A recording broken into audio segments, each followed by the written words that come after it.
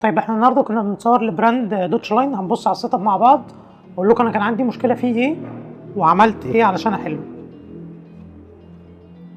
طيب احنا كنا بنصور النهارده على السيت اب ده، بنصور باتنين ستريب، 2 ايدي 600 وعليهم ستريب، والمين بتاعنا اللي هي البارابوليك دي اللي هي الموديل الجديد بارابوليك الاوكتا.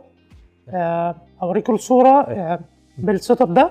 كان عندي مشكله بس ان كان في شبهات من الناحيه التانية هنا، علشان ده بينور هنا فكان بيضلم لي الوش وعامل لي الشادوهات على الباك جراوند. فانا حليته ان انا حطيت فلاش معايا اللي هو 860 فيرجن 2 برضو على البورد البيضه دي كلها، فاصبح عندي مصدر ضوء كبير. بقى عندي كل ده بيرد تاني هنا، فبقت 4 مصادر اضاءه، 2 ريم، المين، والفل اللي هو الفلاش ده. هحط لكم صوره من غير فلاش وصوره بفلاش.